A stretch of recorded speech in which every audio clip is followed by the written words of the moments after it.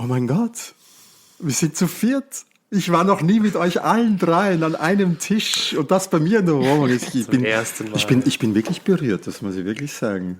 Gewöhn dich nicht dran. Du meinst, dass Österreich nicht noch einmal gewinnt? Nein. Aber vielleicht sind wir ja nächstes Jahr Eurovision Song Contest 2027 in Frankfurt. Ich wüsste nicht wie, aber ihr seid herzlich eingeladen. Naja, wenn Australien gewinnt. Das ist die wahrscheinlichere Variante. Oder im warmen Athen. Warum sollten die Griechen für die Finnen jetzt den Song Contest übernehmen? Weil es wärmer ist. Wirklich, ja.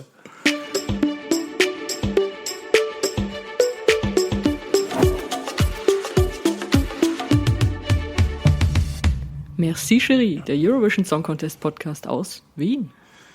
Mir gegenüber sitzen Alkis, Vlassakakis und Simon Graser. Unsere Vis-a-vis sind Sonja, Riegel und Schreuder.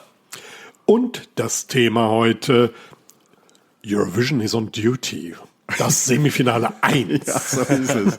Ja, angekommen in Wien, das bist ja eigentlich nur du, Sonja, nicht? Also wir wohnen hier bekanntlich. Wie bist du denn angekommen? Mit dem Auto. Buh. Aber was soll man machen? Ja, ich bin gut angekommen und jetzt 2 Tage hier und schon kompletten Overload. Wir werden gleich ein bisschen davon hören. Ja. Naja, es war ja gestern Carpet, ja. Und Alkis und ich haben die Altherren... wir haben das Privileg genossen, nicht hinzugehen, weil wir wussten, dass ihr 2 hingeht. Ja, genau. Wir haben die Jugend hingehen lassen. Das hat lang keiner mehr zu mir gesagt. Was in unserem Alter ist 4 Stunden stehen schon etwas schwierig. Also du warst ja beim Theater, Alkis. Ja. Ich war beim Fußball, beim Wiener Derby. Frag mich nicht, nein, bitte. Aber liebe Grüße an Marco Burkhardt aus Basel, der mit mir war, der ja Gast war in unserer Basel-Episode. Und ja, auch Eurovision war im Fußballstadion. Ja. Und wie war es am Carpet? Simon, dein erstes Mal, oder? Ja, ich habe es ein bisschen unterschätzt. Also ich spür meine Füße immer noch nicht. Ein bisschen Höher, okay. Vorm Mund, ja. Ja, ich habe es unterschätzt, den Carpet. Ich bin immer noch saumüde, die Füße tun mir weh. Aber war lustige Erfahrung. Also, war ein bisschen stressig. Sonja und ich haben ein bisschen gestruggelt, aber da haben dann doch ein paar ans Mikro bekommen. Ja, für mich war es ja auch sozusagen das erste Mal, weil ich war tatsächlich einmal in Wien damals, da aber ohne konkreten Auftrag. Das heißt, ich habe mich da einfach nur hingestellt und mir das angeguckt, was da so passiert im Medienbereich. Und danach war es ja dann, Stockholm war ich noch nicht da. Das war ja noch, da habe ich ja noch woanders gearbeitet. Und dann in Malmö gab es ja fast kein Carpet und es war ja kaum jemand zugelassen. Marco, du warst dort, aber ansonsten, das war ja alles total abgespeckt. Deswegen war es für mich auch noch relativ neu. Und sich da überhaupt einzusortieren, wir haben dann an 2 verschiedenen Stellen gestanden, was natürlich auch gut ist, da haben wir verschiedene Interviews eingesammelt. Aber ja, so lange stehen, bis es überhaupt losging, haben wir schon stundenlang gestanden. Also es gab, bis der erste Artist vor mir stand, war wir schon 3 Stunden dort gestanden an demselben Fleck, ohne wegbewegen, trinken, whatever. Also ja, es war schon heftig. War es denn unterhaltsam? Es war sehr unterhaltsam. Ich hatte sehr unterhaltsame, sehr redselige Finnen neben mir. Deswegen war es teilweise noch unterhaltsamer, als ich hätte ertragen können. Und dann führt man natürlich nur so Smalltalks mit den Artists. Das ist halt auch schwer, wenn die dir sagen, so 2 Fragen kannst du stellen oder ja, mach mal in einer Minute oder so. Da sind unsere abgesetzten Interviews, die wir ja auch manchmal machen, natürlich viel ergiebiger, um jemanden kennenzulernen. Aber das sind so die kleinen Clips, die ja auch gut laufen, die Leute aktuell interessieren. Deswegen, ich glaube schon, dass wir da gute Sachen mitgebracht haben und eingesammelt, aber ich bräuchte es nicht jeden Tag. Wir nehmen ja jetzt vor der ersten Probe in der Stadthalle auf. Ihr geht nachher in die Stadthalle, schaut euch die erste Durchlaufprobe des ersten Semis an. Ich bin schon ein bisschen aufgeregt. Ja, genau. Und die Reactions dazu, die werden wir ja nachher auf bleistiftrocker.de sofort veröffentlichen, also auf deiner Plattform, No pressure. Sonja. Ja. Nein, ihr müsst nur hinschauen. Ihr müsst auch nicht hinschauen, aber wir fänden es eigentlich ganz gut, wenn ihr das tut. Genau. Ja, wir haben uns das zumindest mal vorgenommen, weil wir sehen da ja gleich was sonst niemand sieht. Also die Presse darf da rein, die Presse, die hier vor Ort ist. Und dann wollen wir natürlich ein bisschen drüber reden, was wir da gesehen haben, bevor das dann... Ich habe ja schon eine Probe gesehen. Ich habe tatsächlich schon eine Probe gesehen. Ich habe Part of Stella gesehen. Ah, okay. Da gab es so ein Special für österreichische Journalisten, so eine Gesprächsrunde mit Part of Stella. Und ich habe die Bühne schon gesehen, aber ich will jetzt auch, the magic is the first time, oder? Deswegen nicht spoilern. Geht's auf bleistiftrocker.de. Ihr habt Interviews mitgenommen vom Carpet, ich und sehr oft auch mit Simon. Ja. Wir haben sehr viele Acts auch in den Hotelzimmer gefunden. Du hier. Das klingt nicht gut. Du hier, genau. In einer kleinen Kiste unter dem Bett. Alkis, erinnerst du dich, als wir Panda in ihrem Bett interviewt Natürlich haben? Natürlich, das war der einzige ruhige Raum im ganzen Hotel. Und dann gehen wir in die nächste Runde.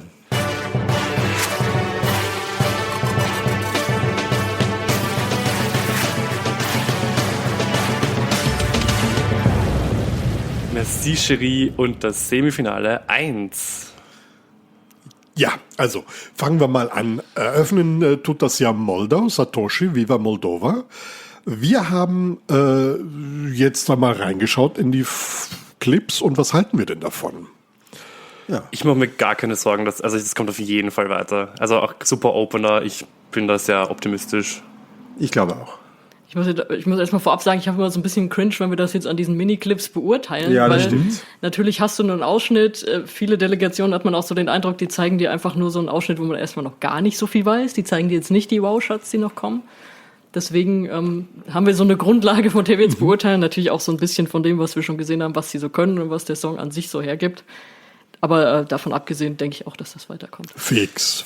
Ja, es hat so eine Energie. Nur das Lustige ist, als ich ihn interviewt habe, da war ich ja alleine, da warst du, glaube ich, nicht dabei, gell, Simon?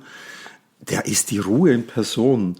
Und diese Performance ist ja die High Energy pur. Das fand ich irgendwie, also der hat die Balance, habe ich mir dann gedacht. Ja. Naja, ich habe ja mit ihm am Carpet gesprochen und er wollte, dass ich ihm auf Deutsch beibringe, was I am hungry heißt, weil er sehr viel Hunger hat. Das habe ich in dem Moment auch sehr gefühlt, weil ich hatte auch sehr Hunger, als ich da stand. Ja. Bis er bei mir am Carpet vorbeikam, war er schon komplett durch und war da nur zugewunken und Stimme schonen und so, aber sehr sympathisch gewirkt, ja. Genau, muss man dazu sagen, ich war deutlich vor Simon. Ja, ich war ganz am Ende. Dann hören wir mal in das Interview rein. We have Satoshi from Moldova here. Welcome to Vienna. How was the arrival in Vienna and your first impressions? Thank you. Thanks for having me here.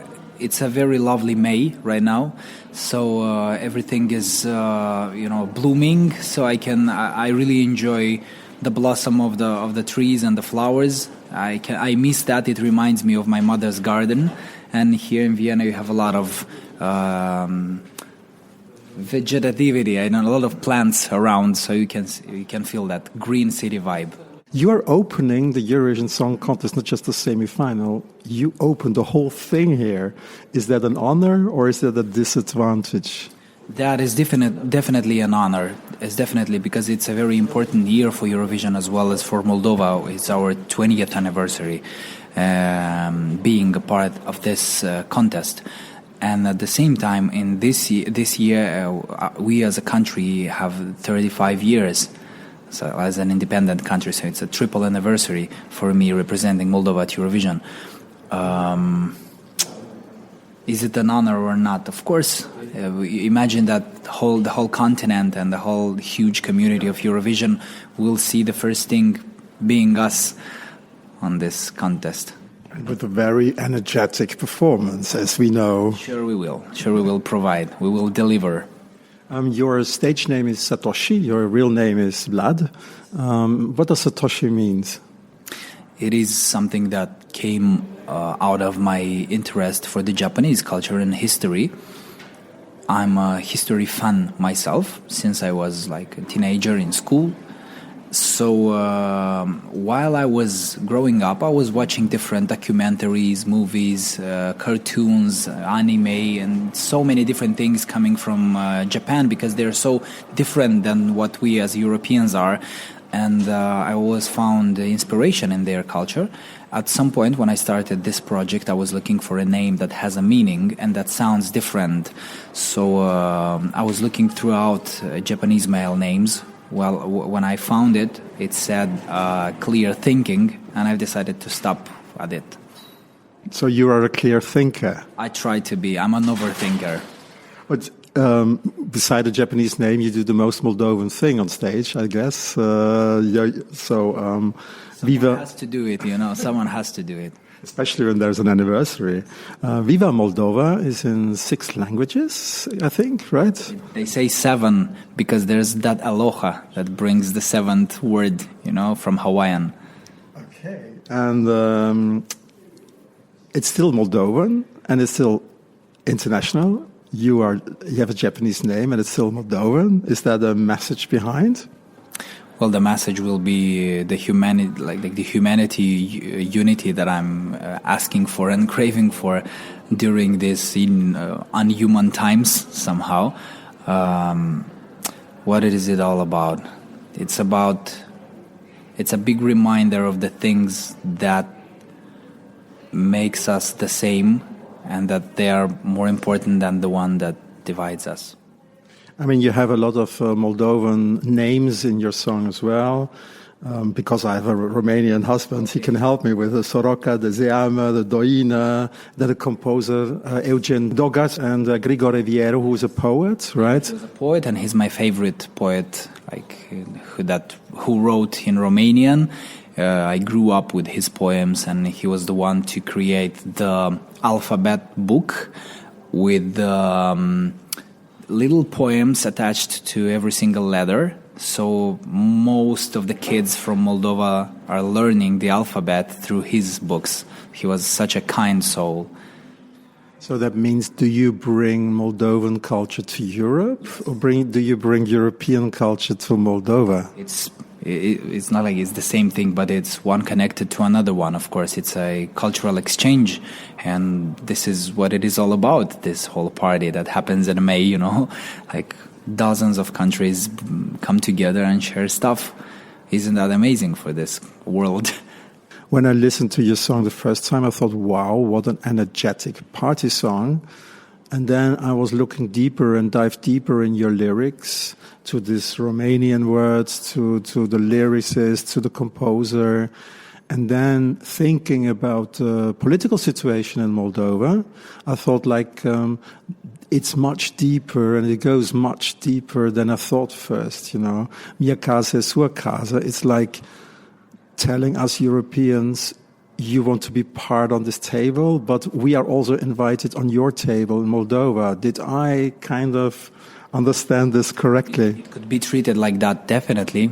And I think that it only works both ways. So I invite you, if you're inviting me, what I wanted to create with this puzzle, lyrical puzzle, it was a difficult task because I only have 3 minutes where chorus takes a lot and the instrumental takes a lot, and you want to speak to so many people, so many different languages and cultures involved. So I wanted to create capsules and capsules, and little pills with meanings here and there. So when if you take them separately, you cannot feel, maybe you cannot feel that flow, like from the point A to point Z of the song. But everything, I wanted everything to be charged with meanings. That's why I picked words like that, like Doinan, Zaman, Horan, Dogan, Vier, so that you can create a cultural puzzle and map, which is this is our postcard for this whole continent. So do you also support the European perspective for your country as a whole? Well, I do as a person, yes. I've said that. As a citizen, of course, it's my open public position. It's not something hidden. And I try to inspire people, to have, assumed decisions for a better future. That's what I'm trying to do. What would you like us non-Moldovans to remember you after Eurovision when the whole thing is over here? As the one who reminded Eurovision what is this all about, that it's about cultural unity / diversity, and it's about sharing and being kind one to another. Rap music and hip-hop is one of the most innovative music styles we created in the last decades. And it didn't, well, I think so. And it just won Eurovision. More maybe, maybe not anymore.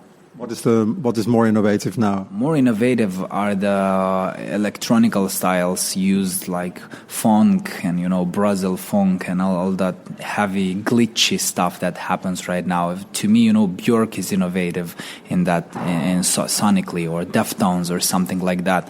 Well, rap could be innovative in terms of messages or statements that could be launched, but musically, I think that it has quite an age, because rap has been invented at the end of the 70s. It was called the CNN of the black people, and because you can be a poet and you can say clear things, right? And do you also kind of represent this style of music, not just your country, but also because I think Kalush Orchestra was the only one who won Eurovision with rap music or with spoken word songs? I think there is place for everything, and I do not, I can find sometimes feedbacks as rap isn't music, but that's a conversation that I cannot accept. Who's the one to define what is and what is not music, and what acts as music and what doesn't? So, not to sing doesn't mean not to make music. Definitely, because we have instrumental music for that purpose. Can a rap song win Eurovision? Of course it can, because music equals to emotions to me. You can add thoughts to it and even increase the impact of it. But music, it's emotions at first, and all of us at some point in their life heard a song of which lyrics you didn't know or you didn't understand, but you got that feeling, you got that gut craving. A very calm person is sitting in front of me with this energetic song. How do you get the balance and to be on point with your energy at the moment you go on stage? There is space for everything. I cannot imagine how I can, jump right now at you or say something. Although I have my hyped moments, even in interviews, where I can get overhyped. But we're calmly on a Sunday noon here in Vienna, so I don't have anything to prove. I'm just sharing my thoughts on this thing. When I'll go on stage to me is a very sacred place. Actually, it's a place where it reveals what kind of artist are you. So stage is the place that shows who are you, what is your nerve, what are you in front of the people, clean and without any sin. That's the place. So that's a whole another discussion. I cannot be in real life as I'm on stage. So the last question we always have is, what is your most favorite Eurovision song in Eurovision history? I'll pick two. Okay. It's Rim Tim Tagidim by Baby Lasagna, and it's Euphoria by Loreen. Okay. Thank you very much, and enjoy my hometown. Thank you. Thank you as well. Start Nummer 2 ist Schweden, Felicia mit My System. Da haben wir ein Interview von Simon und Marco. Und wir können noch dazu sagen, wir haben sie ja gesehen bei der Nordic Party. Ja, das ist ja die Akustikversion. Die fand ich eigentlich auch nicht so schlecht, die Akustikversion. Fand ich auch. Wir haben uns da beide angeguckt und gedacht, so, oh, guck mal, das funktioniert ja ganz gut. Ja, weil eigentlich ist es ja so ein Dance-Ding irgendwie, auch mit so Visuals, die einen so wegtragen. Ja. Aber das funktionierte gut und da hat sie auch stark gesungen. Fand ich auch. Ja. Und ich mache mir auch keine Sorgen, dass sie beim Song Contest weiterkommt, weil, ja. Es ist Schweden, natürlich kommt das weiter. It's Sweden. Also einmal in der Dekade wird das vielleicht mal Schweden mal nicht weiterkommen, und jetzt sind es schon 15, 16 Jahre, seit Schweden nicht weitergekommen ist. Und damals sind sie unverdient nicht weitergekommen. Das stimmt. Das war eigentlich nämlich ziemlich cool. Ja. Aber es war schon lustig, weil die Norweger, es war ja Norwegen und die haben sich so gefreut. Schadenfreude. Das war so, weil die finden die Schweden so arrogant beim Eurovision. Und, naja, zu Recht, sie kommen ja immer weiter. Ich mein, und weil Norwegen ja weitergekommen ist und dieser Song wurde ja vom Melodiefestivalen abgelehnt. Die haben das dort auch eingereicht. Genau. Das war die lustige Geschichte. Ja, sie kommt weiter. Ich bin mir aber nicht sicher, ob sie weiterkommen würde, wenn es keine Jurys geben würde. Mhm. Interessant. Na, ich glaube schon. Ich glaube auch, das ist ein Banger. Das kommt schon weiter. Aber hören wir mal rein, was sie da zu sagen hat. Sie war super lieb. We have Felicia from Sweden here. Welcome to Vienna. Woo, thank you. So, what were your first impressions of Vienna and of the Stadthalle? Ooh, I would say so beautiful. So beautiful here. You've been here before the postcards, but then you had no possibility to see the city, you told us before. So now you are in the center. We're not telling where, but you like it, right? Yes, it's so beautiful. Yesterday I were like walking around here in the city with like the church and everything, and it's so beautiful. How did the rehearsals go in the Wiener Stadthalle finally? Ooh, amazing. It's the first rehearsal, but it feels so good and just so happy to be here, see the stage and everything. I mean, finally we can see a little bit of you because your eyebrows, and they look they look dangerous. Yeah, they are. Should I be scared now? Yes, of course. No one in the podcast can see it anyway. So you had your balaclava when you were Fröken Snusk, and now you reveal already parts of yourself. Can you explain to an Austrian audience who don't know you what is the whole story behind it? The whole story. Yes, the whole story. We have time? Do we have time? We don't have time for that.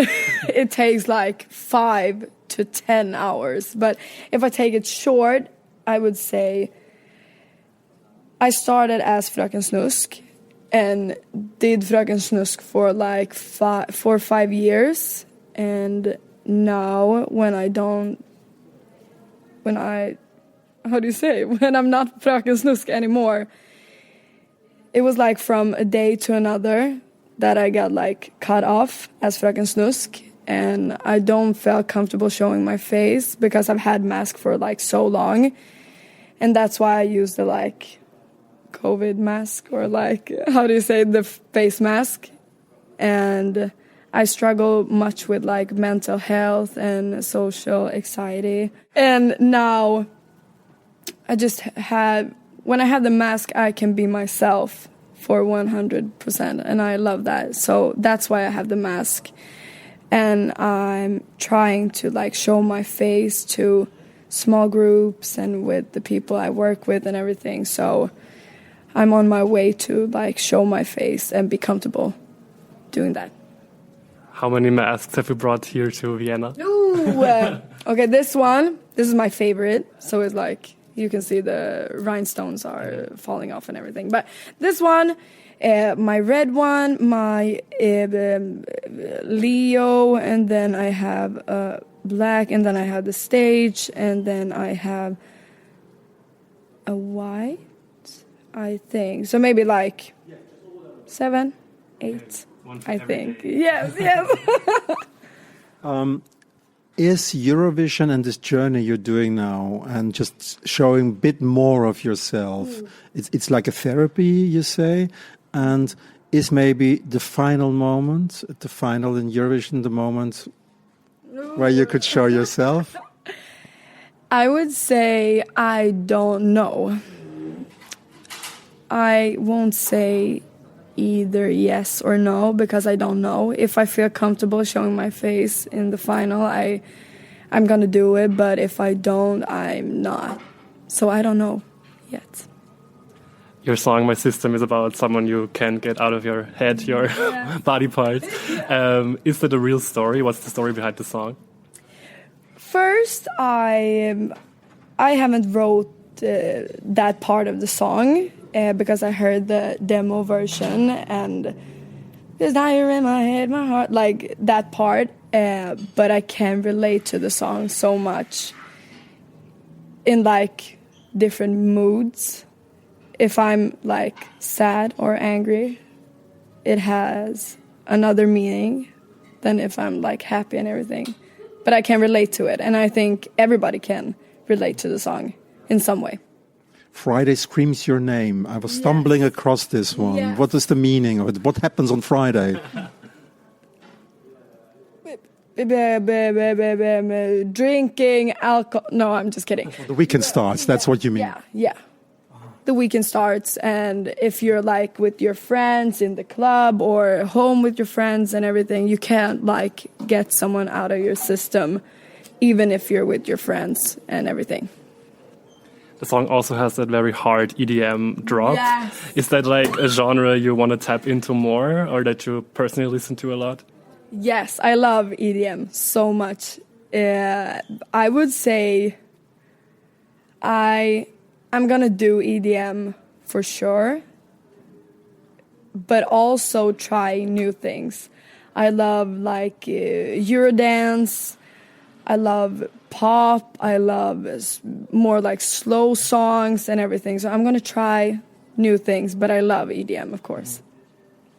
When you competed at Mello 2024 as Fröken I'm sure I'm not pronouncing it correctly, but Yes, you do, Fröken Snusk. okay, but we leave it behind anyway. Yes, of course. Who cares you about do. it? Of course, who cares? You said that they left you as a wreck or something like that, and now you came back 26, revealing yourself a little bit more. Is that also a little of a revenge to Fröken Snusk? Yes, of course. It's like a personal revenge, of course, because my only like goal in Melodifestivalen was to go longer than I did as Fröken Snusk. So that was all I was thinking about. And I did. I won Melodifestivalen and now I'm here. So of course it's a revenge.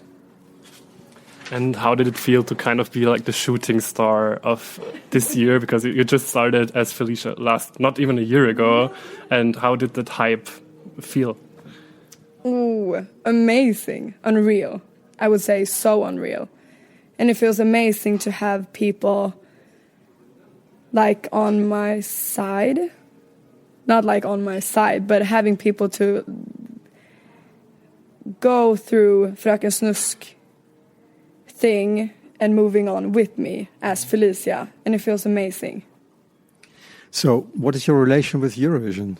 Oh, I love Eurovision, but I'm gonna be honest, I've always watched Melodifestivalen, and if I love the Melodifestivalen song, I watch Eurovision. So I'm not like, I love Eurovision, of course, but I don't, if you say like 2007, which song, I don't know. But I have favorites, of course. And I love Eurovision. It's like a big bubble and everything. It's Melodifestivalen on drugs. Yeah. It's a European Melodifestivalen. Yes. With a bit more diversity.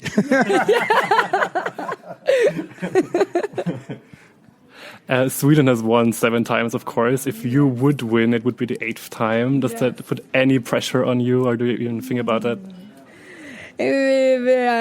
Thank you to remind me. No, I would say I don't feel any pressure because in Melodifestivalen, every artist go compete with their favorite songs, and My System is my favorite song, and Sweden chose my song.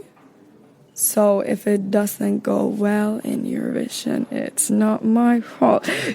You get me? I love my song, and now I'm here, and Sweden chose the song. So no, I don't feel any pressure, but I want to win, of course. Of course you want to win, and if you don't win, all the Swedes in the next years will get this question anyway. Me. Yes. No, I don't think so. But you are in a special venue. The Wiener Stadthalle is the place where a guy called Måns Zelmerlöw won 2015. Yes. Is that an inspiration or something? Or did he give you any hints? I would say, I haven't talked to Måns, but the song Heroes. Oh, sorry. That's all right. We won't cut this. Heroes. Okay. Oh, it's recording, right? No, but his song were amazing. And now I'm here in the same arena, right? Mm-hmm. So maybe it's my turn now. Yes. I think so. Fingers crossed. Enough man, now a woman, right? Yes. Are you ready for the last question? What is it? What is your all-time favorite Eurovision song? Okay, I would say... Ooh, that's hard. I have 2 favorite songs. Arcade. Okay. So amazing song. But I would say the song from Iceland. Maybe, I don't know.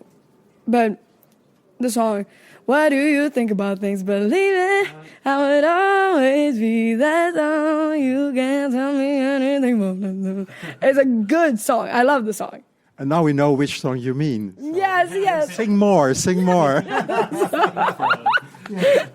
No, thank you so much. And good luck here in Vienna. So, have you already tasted Sachertorte? What's that? The chocolate cake. No.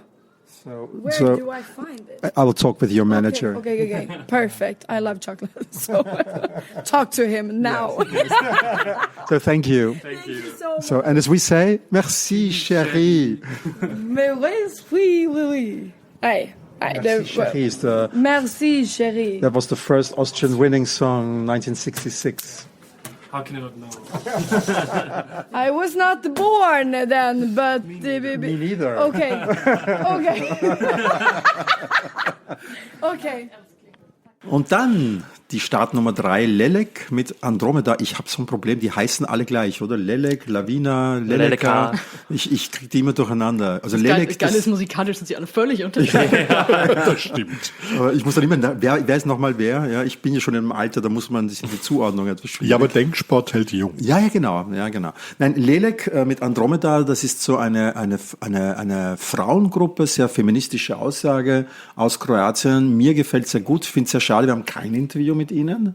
Und ich bin felsenfest davon überzeugt, dass die weiterkommen eigentlich.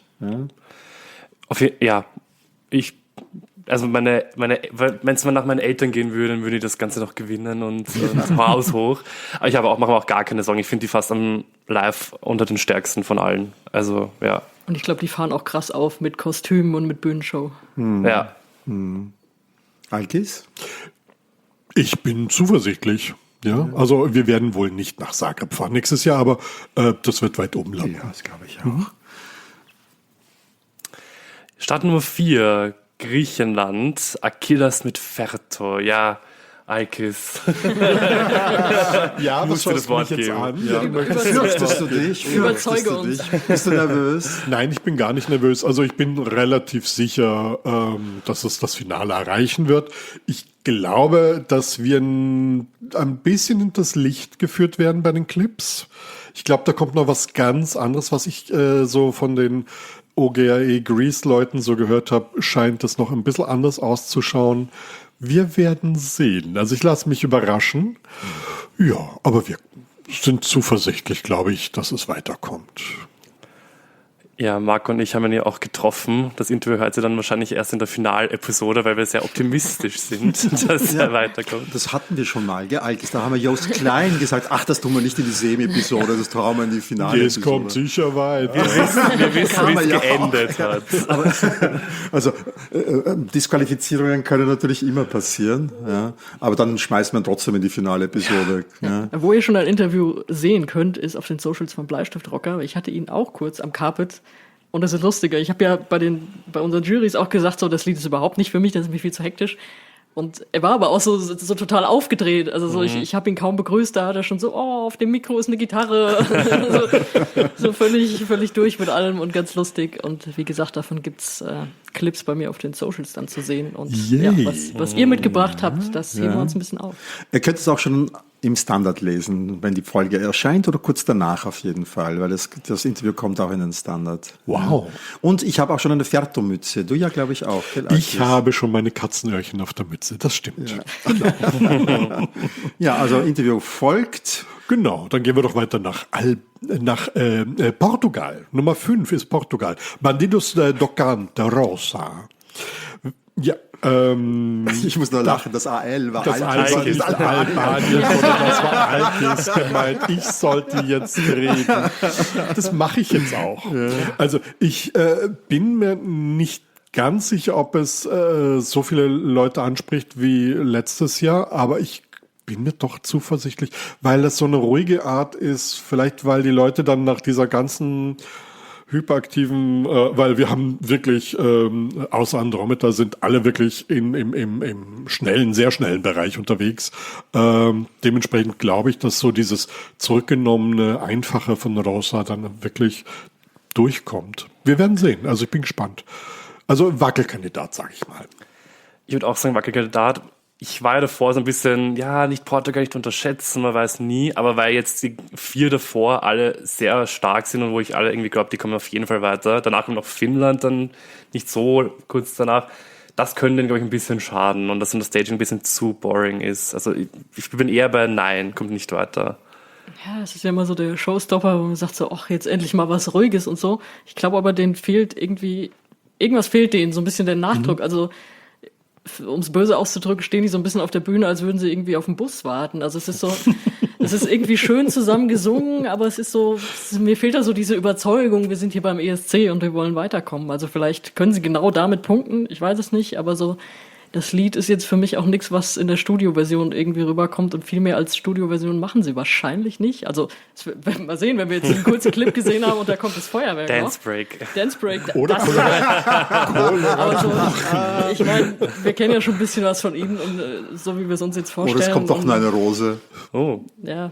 Also ich sehe das auch eher schwierig mit dem Weiterkommen. Also ich finde ja die Lage optimal für Portugal zwischen hektischem Griechenland und hektischem Georgien. Und das finde ich so genial gelegen, dass das für so viele eine Balsam auf der Seele sein wird, dass sie extra dafür anrufen. Und Portugal ist ja oft weitergekommen mit solchen Nummern. Und ich habe Portugal nicht als Wackelkandidaten, sondern ich habe ihn sogar als ganz sicher weiter. Ja. Okay. Ich habe ihn am 6. Platz in meinem Tipp-Ranking sozusagen. Aber du machst dein Ranking als Tipp? Ich mach das immer als persönlichen Geschmack? Ja, nein, ich habe 2 Versionen gemacht. Okay. Ja. Also das habe ich nur für eine Gruppe auf Facebook mit Freunden von Alkis und von mir gemacht. Und ja. Ich glaube, die sind weiter und ich habe sie getroffen im Fancafé und sie wirkten wie eine Gruppe, die auf den Bus war. Welcome to Vienna. What was the first thing you have done in Vienna? The first thing... O que é que fizemos em primeiro lugar? Em primeiro lugar, almoçar. Yeah. We had lunch. Schnitzel? Não foi. O que é que almoçamos? O quê? O que é que almoçamos? No hotel. We ate in the hotel. A burger in the hotel. It was very good. Okay, yes, but Schnitzel is better. Wrong answer. No.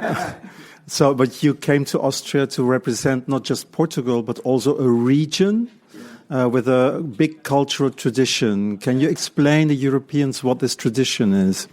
It's a polyphonic kind of song with a group of people join to work. It's a very hard work in agriculture, in the fields. And they join all together and sing these songs. And we learn these songs from our grandfathers. And we try to replicate that with feeling, with emotion. And particularly in this song, we try to adapt and make it more actual, modern, but also beautiful. Is it difficult to transform this tradition into something like pop? It's difficult. Dá muito trabalho. Queres responder? Sim. Alguém quer? O que é que ele disse? Não É difícil transformar o canto alentejano em pop. É difícil e existem harmonias mais fáceis que outras. No entanto, esta era o mais difícil de fazer. Esta é uma música muito cultural, muito terra, muito nossa, muito canto alentejano. Mas sim, é difícil. Yes, it is difficult. There are harmonies that are easier than others to adapt, and this one is particularly difficult because it's very traditional, it's very canto alentejano. But yeah, they did it. Yeah. Did you ever thought before to do Eurovision and Festival de Canção and Eurovision, or it just happened? I think it just happened naturally. Yeah. We make this song, and it was not to the Festival de Canção. It will be for our album, but we choose no. You were invited? Yeah, we were invited and we choose. Yeah, let's go. It's this song. And do you think that Europe will find its way to this tradition and maybe some tourism in your region? Yeah. Acho que esse é grande objetivo, é que as pessoas conheçam a nossa cultura, que nós possamos mostrar bocadinho e abrir essa porta do canto alentejano para o mundo. Exato. Eu acho que o nosso objetivo é tocar no coração das pessoas com a nossa música. That's actually the main goal. It's to bring this canto alentejano, this tradition, to Europe, so that people get to know our songs, get to visit Alentejo, and and to touch the hearts of people with this song. Then I wish you good luck. Yeah. Bye bye. Obrigado. Wir sind bei Georgien. Psikebi mit On Replay. Haben wir kein Interview, glaube ich. Also ich hatte keins. Ihr habt es ja auch nicht bekommen. Sie stehen, glaube ich, wenn man sie sieht, immer in dieser Formation, dass sie den Mann in der Mitte haben. Das können die irgendwie gar nicht auflösen. Ist mir mal so aufgefallen. Auf allen Bildern und auf allen Probenclips, die wir gesehen haben. Wir haben jetzt so viele weiterkommen lassen. Ich muss sagen, bei denen bin ich sehr skeptisch, dass sie weiterkommen. Also das wirkt auf mich nicht so ganz ausgegoren. Das war auch noch nie wirklich mein Lied, aber so, was ich bisher gesehen habe, da würde ich ein großes Fragezeichen dran machen. Ja, ich auch. Ich glaube nicht, dass sie weiterkommen. Und mir tut es wirklich leid, weil Georgien ist ja jetzt in den letzten Jahren nie weitergekommen. Georgien das letzte Mal 2024, ja. Weil ich fürchte mich auch immer, dass die irgendwann mal aussteigen. Die Regierung ist ja also auch nicht gerade unbedingt so jetzt gerade pro-westlich unterwegs, ja, und eher, dass die zum Intervision wechseln. Ja. Deswegen mache ich mir immer ein bisschen Sorgen, aber auf der anderen Seite, die haben schon mal Junior gewonnen. Dann denke ich mir immer, vielleicht können die was ich noch nicht sehe. Vielleicht sehen wir heute in der Halle wirklich etwas, was uns überrascht. Aber im Moment glaube ich auf gar keinen Fall. Es hat mich auch der Probenclip überhaupt nicht überzeugt. Ja. War für mich der Probenclip, der am unfertigsten noch gewirkt hat. Ich meine, das sind halt immer so 20 Sekunden, da kann man nicht viel sagen. Und es ist eine Probe. Und es ist eine Probe, also da dürfen schon noch Fehler passieren und so, aber da war ich noch so, okay, was ist die Vision? Ich sehe es halt noch gar nicht irgendwie. Gestern im Kabel, ich habe sie auch nicht bekommen, aber kurz davor, ich habe ein Merci, Chérie Shirt angehabt, was ja so gelb-schwarz ist, hat dann kurz, Psikebi Colors, und hat mir kurz eine von den Frauen quasi zugewunken und aber ja, ich glaube auch leider, dass es nicht weiterkommen wird. Ich halte mich da zurück, weil ich habe nichts in diesem Probenclip gesehen, der mich angesprochen hat. Aber ich mag das Lied eigentlich ganz gern und schauen wir mal, was passiert. Also. Ja, das ist ein bisschen feig, muss ich sagen. Ja. Aber ja, ich mag's, aber ich glaube auch wackelt stark. Dann haben wir nach Portugal den nächsten, der nicht gut Englisch kann, Sal Vinci. Den in den USA geborenen Sal Vinci, ja, gut, sagen wir es noch einmal. Aber der zufällig halt dort war, du weißt ja, wie das mit dem amerikanischen Recht ist. Per sempre sì, aber Teil der Big Four und damit fix fürs Finale qualifiziert. Also kommen wir gleich zu Finnland. Linda Lampenius und Pete Parkkonen mit Liekin Haitin. Ja. Sonja konnte sie ja für eine Frage, du hast sie immer ganz kurz, ne? Amsterdam, wirklich, also man bekommt sie immer nur einen Blitz und ich bekomme sie gar nicht. Also ich habe es versucht.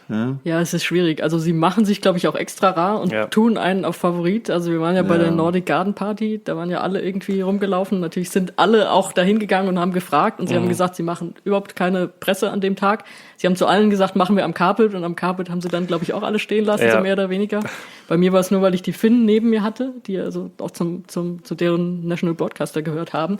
Die haben gesagt, hier unsere Freundin aus Deutschland, die muss. Aber der Pressemann hat gesagt, nee, geht aber nicht. Und so dann haben die gesagt, wir machen einfach in unserem Interview, leiten wir zu dir über, dass du eine Frage stellen kannst. Und nur so bin ich überhaupt an eine Frage gekommen. Und dann habe ich irgendwie so eine abgeschlossene Allgemeinfrage gestellt, weil, und das wäre der Übergang zu dem anderen, als wir bei der Nordic Party waren, haben sie nicht nur einen komischen Nicht-Auftritt zu ihrem Song gemacht. Mit Luftgeige. Genau, müssen wir auch mal ausholen, weil wir haben ja gesagt, Felicia hat da einen Akustikauftritt gemacht, Sören aus Dänemark auch.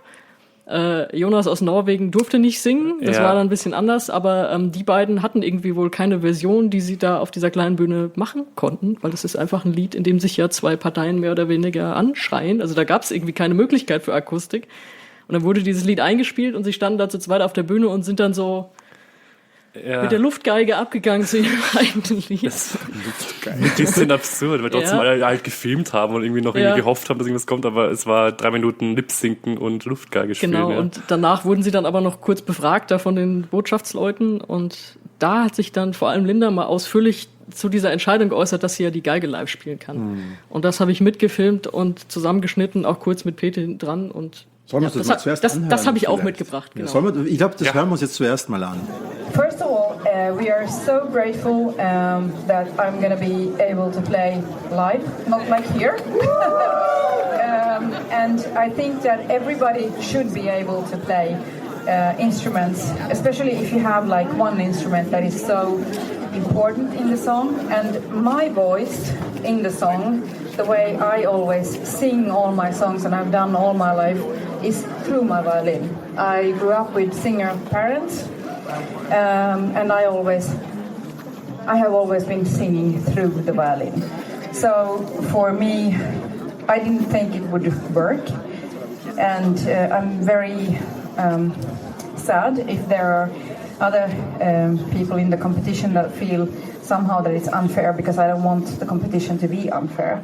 But on the other hand, my only role on stage is to do my part in the duet. It was written last summer as a duet for 2 people.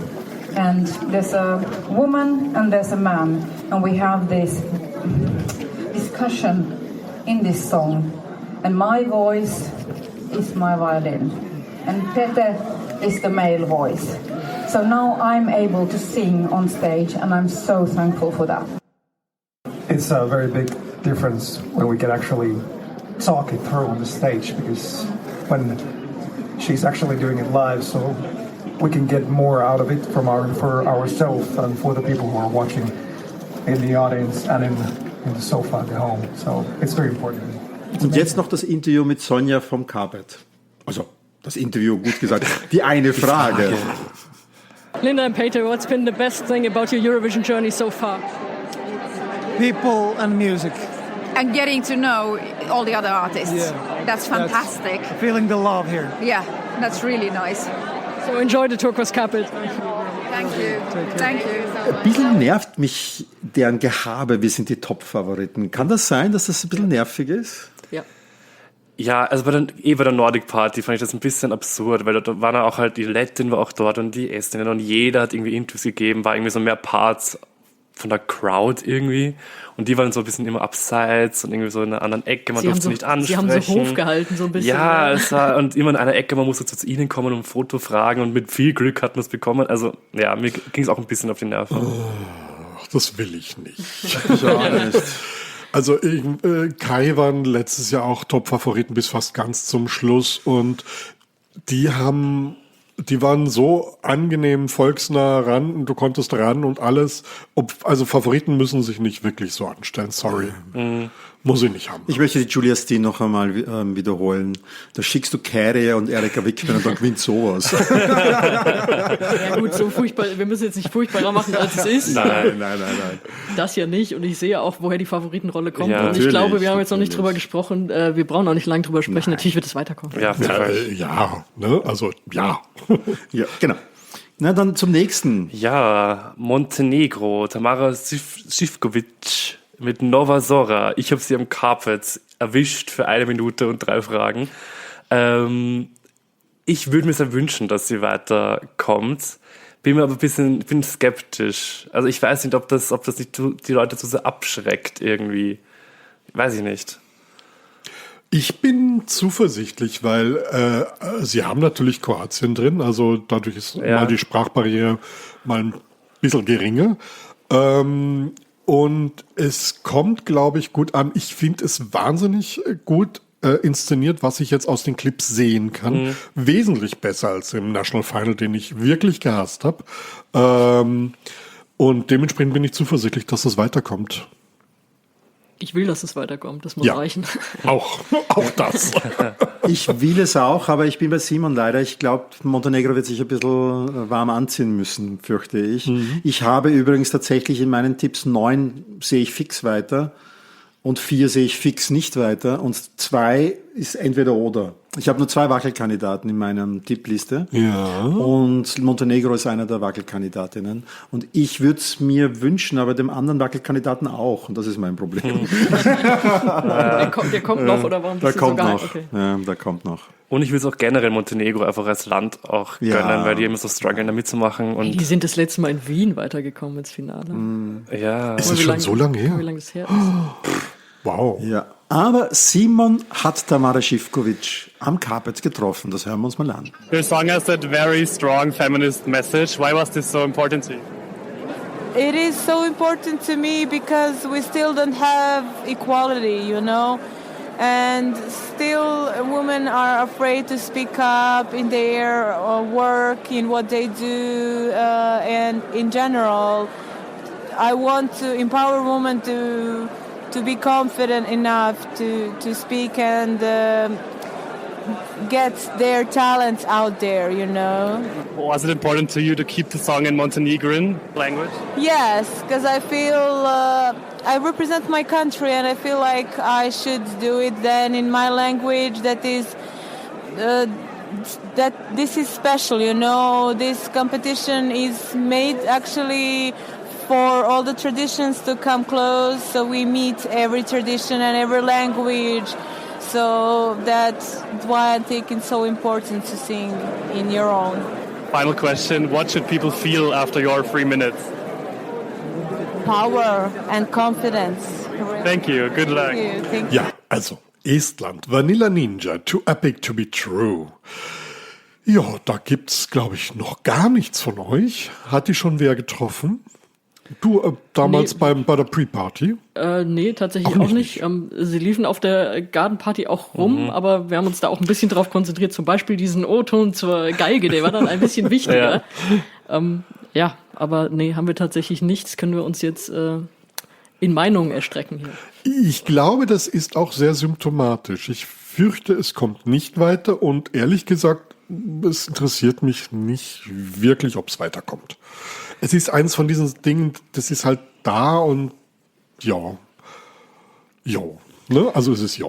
Vielleicht kurz zur Gartenparty. Ich glaube, wir hätten das gar nicht gecheckt, dass die da dass sie da waren, hätte es nicht der Moderator gesagt, ja, und Vanilla Ninja ist hier, weil die ist ganz in Zivil und irgendwie ganz, ja.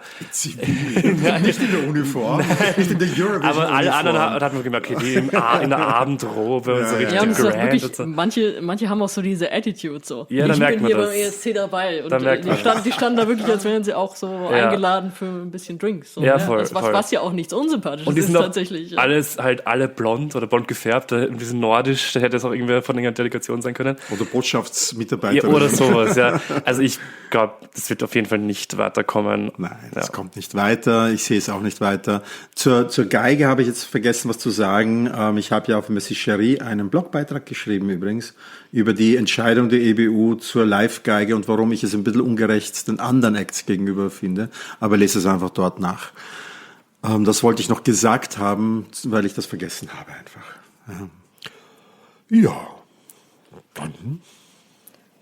Dann machen wir weiter mit Israel. Noam Bertan mit Michelle. Und da hatte Marco das große Privileg, tatsächlich mit ihm sprechen zu können, weil die machen, glaube ich, fast gar keine Presse und natürlich waren sie auch nicht am Carpet.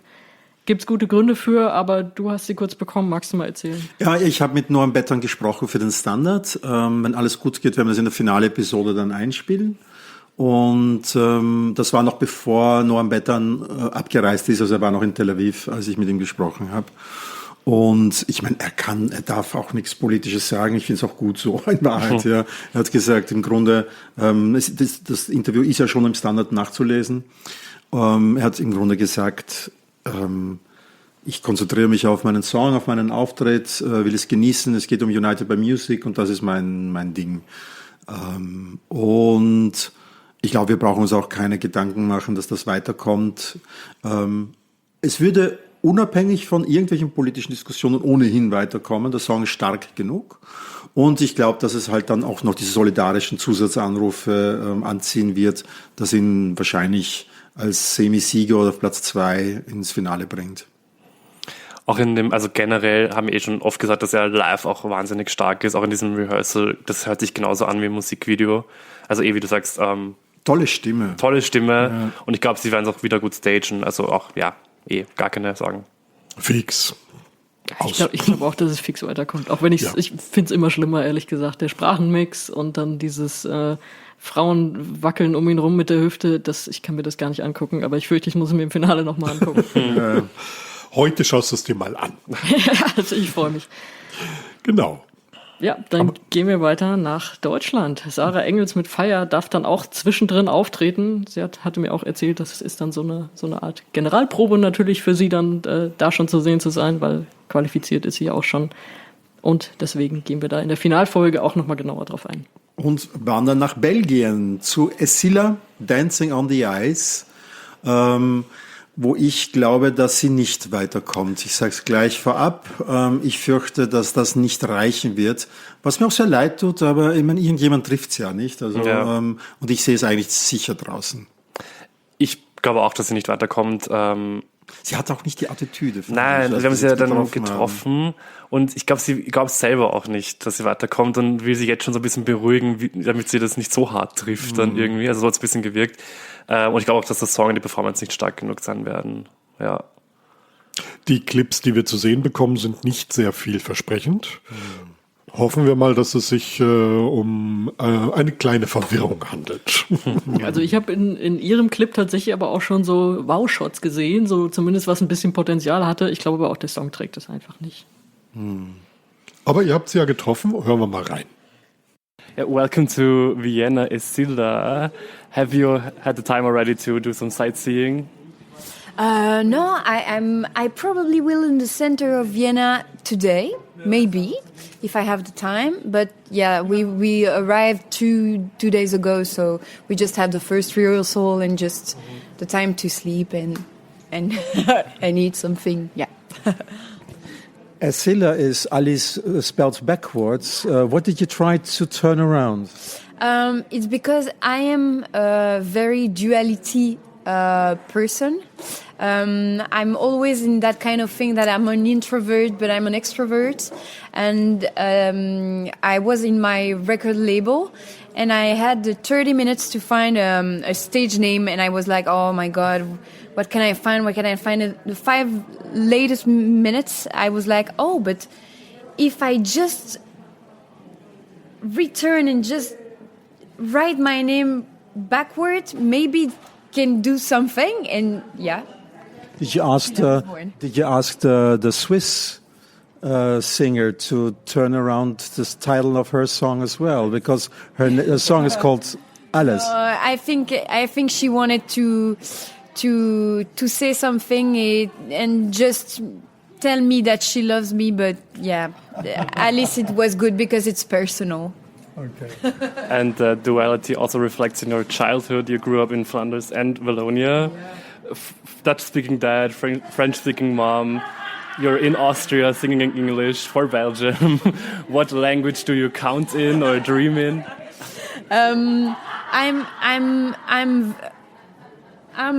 a French one, so I'm always speaking French in my family, in my town, in my country.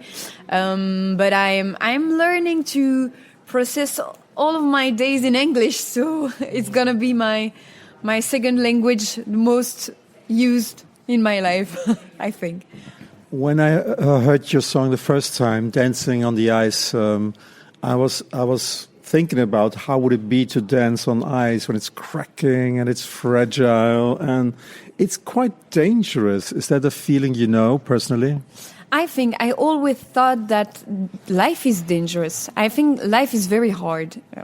Personally, I think that we always had that kind of ups and downs, and it's quite hard to just deal with all the difficulties in life. And I always had that kind of thoughts that life is difficult, like it's easy sometimes.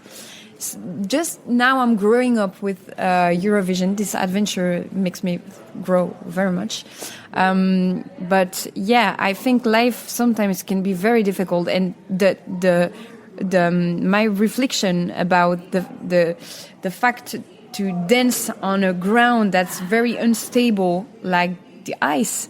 I think that was a good metaphor. I don't know how to say that in English, a metaphor, to express that feeling. Does the grounds of the Stadthalle on stage feel icy as well? Yes, because we put some not ice but snow. We have snow falling from the ground, the ceiling, and that's kind of okay. It's very unstable at the end of the catwalk because there's some water and soup. That's very unstable. So we were joking about that yesterday. Like we were, okay, you're really dancing on the ice finally. So the screen with the water is very dangerous. And Eurovision is not the first competition you compete in. You were in The Voice Belgique in 2021, where Jeremy Marquis won. Did that put some more motivation to also go to Eurovision? Not so much, because I always thought that, if someone told me that years ago, someone told me, oh, you will be representing your country at Eurovision, I just never believed it. So it's very kind of a big surprise that the RTBF called me just to say, oh, Alice, would you like to do Eurovision this year? And I was like, okay, my God, it's a very big surprise, because I just never thought that someone one day called me to do it.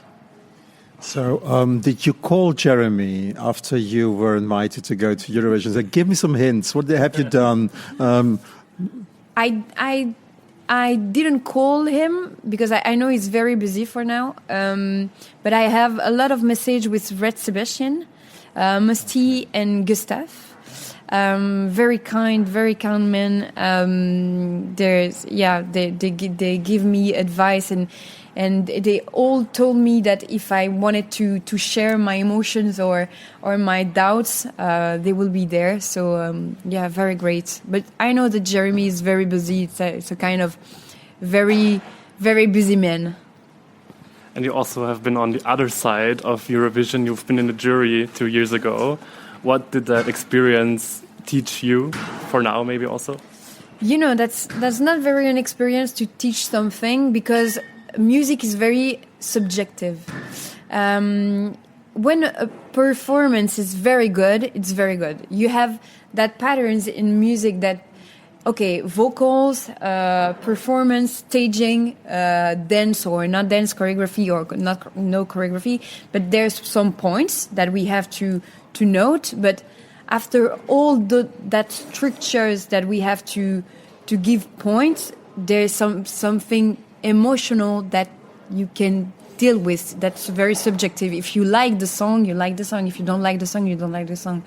But we are like 4 in a room, and we have to give a general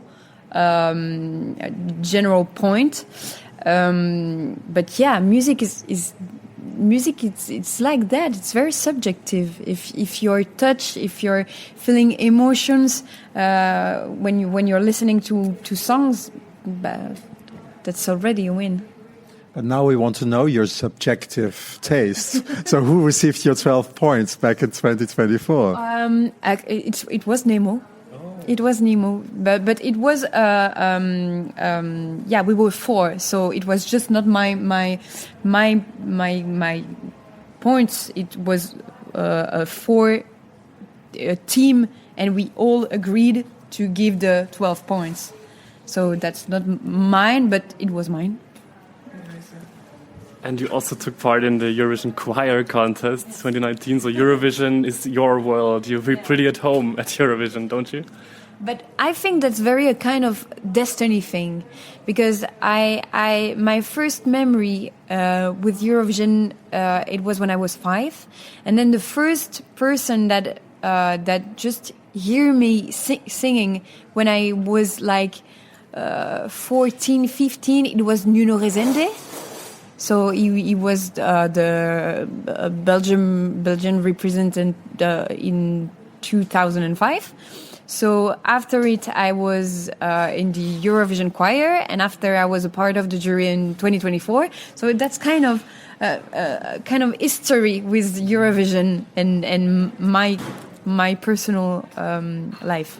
Okay, then this is the fourth step. So what's the next step then? I don't know.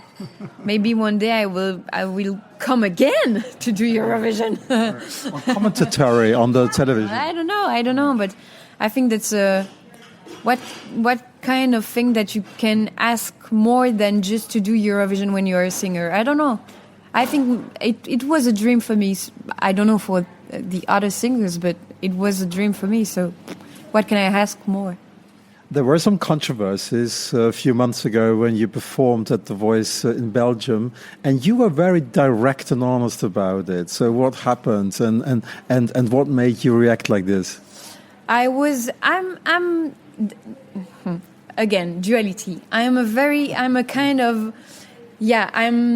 can be very confident when I'm surrounded by my personal team and my family and my friends, but inside me, there's always a kind of confidence war. I'm always in doubt. I always have troubles with my confidence. I'm always like, I'm putting a lot of pressure on myself. So Eurovision makes me grow about that very, very much. That's probably the best gift that I will have with Eurovision. But yeah, I need. One of the best thing I think that we can have when you are human is to be kind. I always think that we need to be kind with each other. Life is so complicated and there's so many difficulties to go through. I think the kindness is more important. When you wake up and you have a kind message or people who just are smiling in the streets and you're just like everything is better. I think that I wanted to remind that to people that was putting 8 comments on social.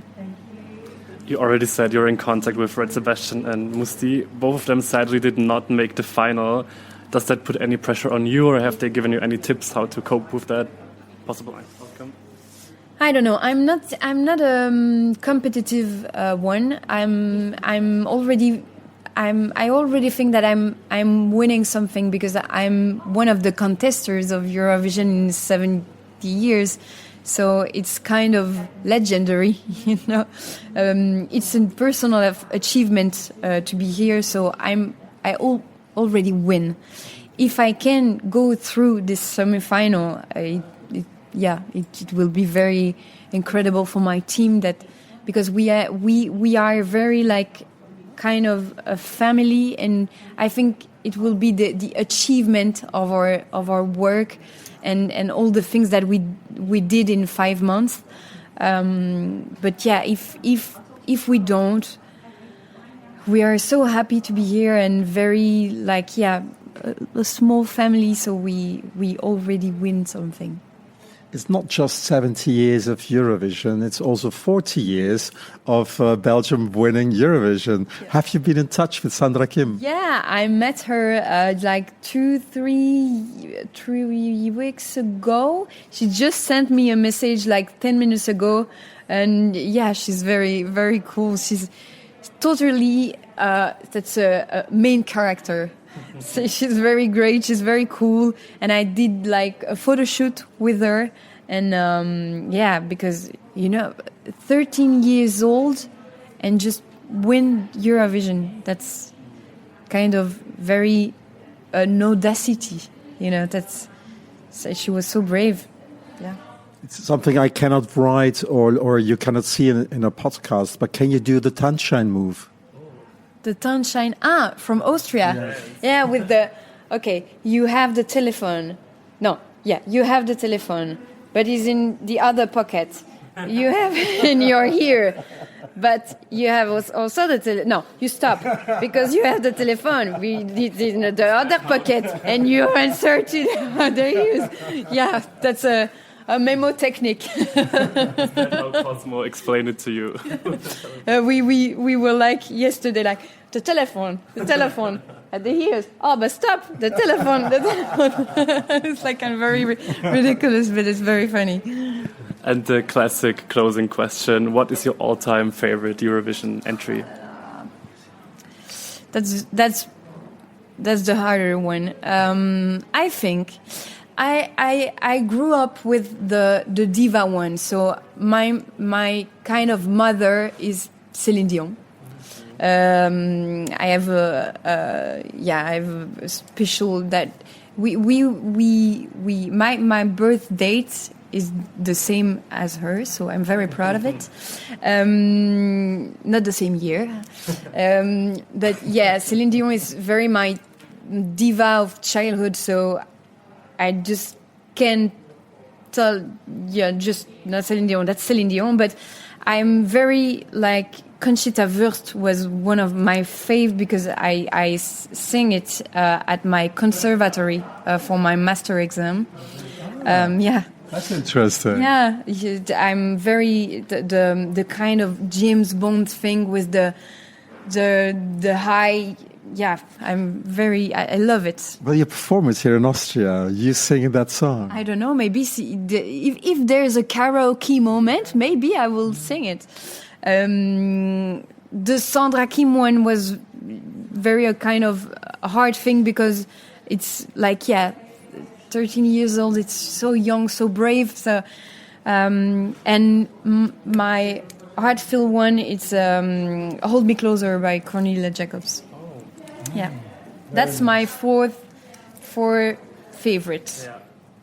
Thank you very much for being with us. And the first Austrian winning song was a French title song. Yeah. And we always say it at the end, it's called Merci, Chérie. Thank you. Thank you very much. Ja, Startnummer 12 hat Litauen, Dajan Čeka mit Solo Quiero Más. Den haben wir auch leider nicht bekommen. Ja, also da sehe ich den nächsten Wackelkandidaten. Ich glaube nicht, dass es weiterkommt. Ich sehe es nicht. Also die Clips, nee, es spricht nicht. Und der Song selber ist jetzt auch nicht stark genug. Ich glaube schon, dass er weiterkommt. Ich glaube, das ist dann schon was die Leute die Leute interessant finden und irgendwie catcht. Und ich finde, er singt das auch gut. Und man denkt sich vielleicht so ein bisschen, okay, was ist das jetzt? Aber ich glaube, das ist eine Absurdität, die das Eurovision-Publikum irgendwie auch erwartet und gerne hat. Also ich glaube schon, dass er weiterkommt. Ja, ich glaube es auch. Ich kann es mir vorstellen, weil er wirklich so diesen Stoppmoment hat. So, oh, was ist das jetzt? Was passiert da? Und er ist als Person, finde ich, sehr faszinierend auf der Bühne. Mit dem Lied kann ich auch nicht viel anfangen und so. Und mit der Art zu singen tatsächlich auch nicht. Aber ich glaube, dass es schon seine Ausstrahlung reichen könnte, dafür weiterzukommen. Es müssen ja auch, wir gehen es ja jetzt hier durch, es scheiden ja auch nur 5 aus. Ich finde es ja schon interessant, wie die Produzentinnen, die machen ja die Startreihenfolge. Ja, dann doch irgendwie mit Israel noch so einen alle wollen wissen, wie geht's dann ab in der Halle und alle wollen wissen, geht's Buhrufe, Demos, Protestanten, geht's friedlich über die Bühne oder nicht. Dann kommt Deutschland, Sarah Engels und dann flacht das schon so ein bisschen ab, kommt mir vor und am Schluss brauchten sie noch halt was Lautes. Ja. Und mir kommt schon vor, dass hier ein paar so Wackelkandidatinnen alle jetzt am Ende so hingepackt haben. Unter anderem auch Litauen. Litauen ist meine zweite Wackelkandidat eben mit Montenegro. Das sind meine 2 Wackelkandidaten. Also und die hättest du beide gerne weiter eigentlich? Ja, ich finde, der kommt aus der Drag-Szene Litauens und das finde ich sympathisch. Und ich finde diese Kunstfigur und so, ich finde, das hat schon was. Nur wenn ich entscheiden darf, kommt Montenegro weiter und nicht Litauen, muss ich ganz offen sagen, vom Song her. Ja. Aber es wird meiner Meinung nach entweder Litauen oder Montenegro treffen. Ich fürchte, auf der Rausliste wäre dann schon der nächste Song, oder? San Marino, Zenit, Superstar? Mit Boy George. Mit Boy George. Featuring Boy George. Wir nennen ihn dazu. Auf den offiziellen Seiten ist er irgendwie immer noch so ein bisschen verschwunden. Ja, das ist mir auch aufgefallen. Weil aber er ist da. Im Vorentscheid, wo er nicht da ist, stand doch Zenit featuring Boy George. Und jetzt ist er da, jetzt steht das aber nicht mehr. Auf den ESC-Kanälen wird er eigentlich verschwiegen. Ja? Aber er war tatsächlich auch, ich habe ihn nicht bekommen, du glaube ich auch nicht, Simon, die waren zusammen auf dem Teppich. Ja, die sind geil vorbeigekommen bei uns, also die sind vorher schon abgebogen. Ich habe nur seinen Hut ganz oft im Hintergrund bei anderen Videos. Ja, so eine Over-the-Top-Inszenierung, oder? Ja, so völlig mit Regenbogen und bunt und es wird glitzern Und alle werden sagen, Beautiful Mess. Nur Mess.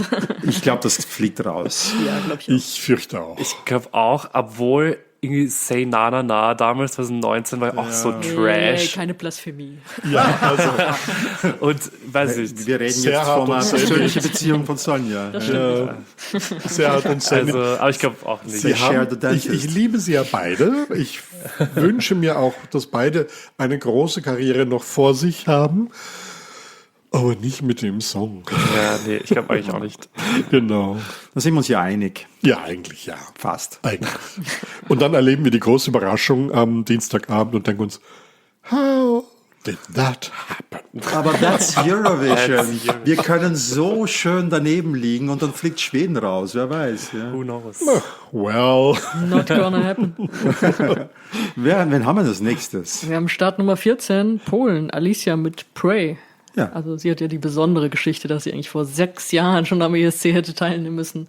Allein das verschafft ihr einen Bonus, finde ich. Ja, das stimmt.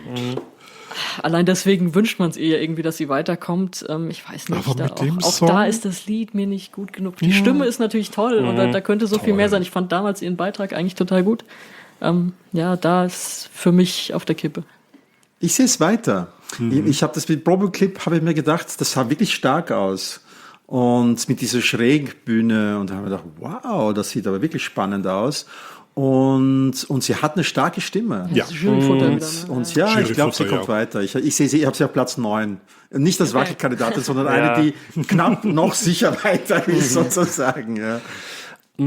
Ich glaube nicht, dass sie weiterkommt, weil der Song halt einfach, ich glaube, die Leute sind verwirrt bei diesem Song, weil das so viele Genres hat. Also ich glaube, dass die Stimme das dann doch nicht ganz trägt bei den Leuten. Ja. Okay, ich habe mit ihr gesprochen am Carpet, das können wir uns jetzt mal anhören. It's Alicia from Poland with me now. How are you at the Turquoise Carpet? I'm great. I'm feeling super grateful and happy to be here. And you've waited so long for this moment, 6 years, because of the COVID Eurovision that didn't take place at all. How does that feel? Yes, it's been a long journey, 6 years waiting to be here, and I'm just super happy. I feel more confident and more strong right now. How were your rehearsals? Are you ready for the live show? I think I'm ready. What can you tell me about the song? What is the story behind Pray?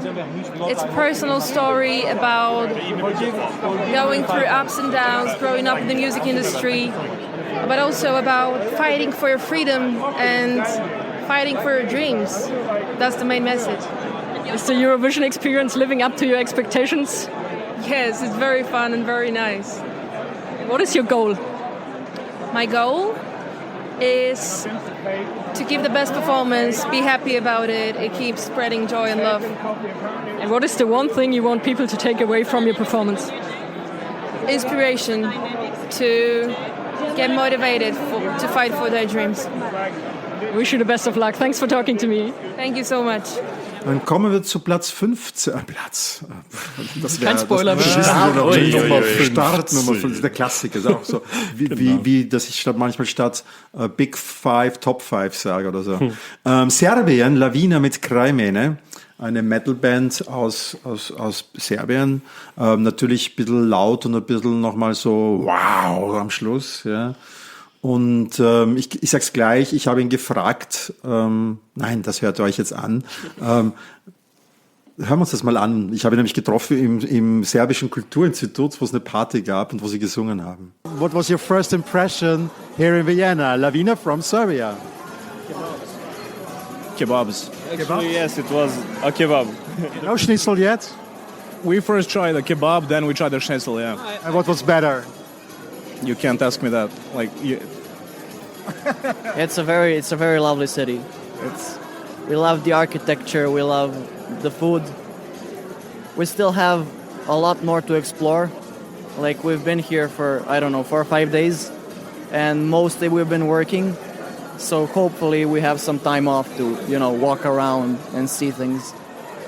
You are doing metal at Eurovision, and that has quite a different results from winning to not so be successful. So it's a risky thing, metal, no? Do you think you will catch the Eurovision fire with metal? Well, we we paid for a lot of Eurovision fire, so yeah, we hope it's gonna be there. How much fire will it be? Well, have you seen the snippet from today? Yes. A bit more than that. So you don't leave any fire for the other artists. No. Maybe a little bit for Lelek. So you've obviously did not Serbian metal before, right? Or did you sing in English? So is this your first Serbian song now? Yes, it is. And how does it feel to bring this metal together with your mother tongue? It feels good. I mean, we have a bunch of Serbian bands that already do that. So for us, it was a bit of a step out of the comfort zone because we're used to English. But I think we managed to piece it together nicely. And we are thinking about the future. We're probably going to do it again. Okay. So, you know, Vienna is the second biggest Serbian city in Europe. So I'm sure you should do a concert here in Vienna, probably. And there are a lot of Serbian guys here. Yes, so we are very excited to have a concert as soon as possible. It's not an easy thing to do. Concerts are never easy. Nobody actually sees the other sides of booking and organizing an event in a neighboring country, or like as Austria, we're not very close to Vienna. But we'll try to make it happen as soon as possible. We love the city, we love the people and the vibes. And we're kind of, I mean, it's not confirmed yet, but we're kind of in the process of booking European tour at the moment, kind of. So we'll make sure to include Vienna on that list, yeah. Great. So last question. If there is 80 years of Eurovision in 10 years, and they look back to the history of Eurovision, what should remain from your performance? The scream. Yeah, I think it's going to be a cool moment in the history of Eurovision. I can't remember. How's the scream going? You're not doing it now. If I would, yes, of course, but if I would do it, I would have a voice for 3 days. But you have to prepare yourself for that. I mean, I used to not have a voice, so, you know, you have to start somewhere. But maybe the whole Stadthalle is screaming with you. Let's hope. So good luck. Hvala. Hvala vama.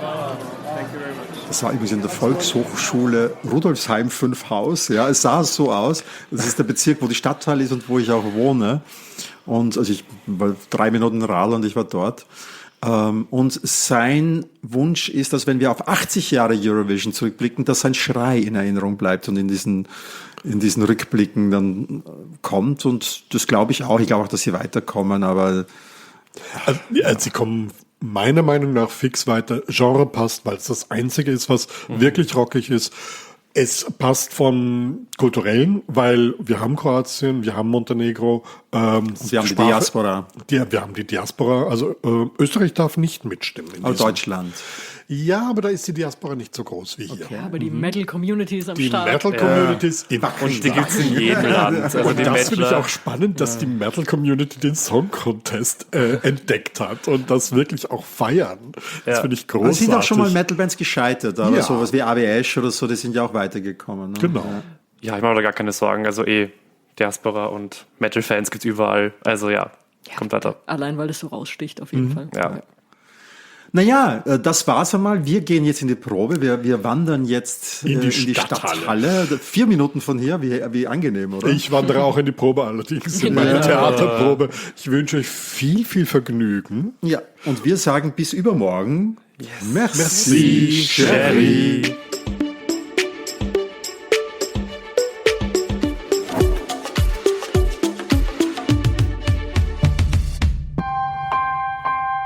Missing Link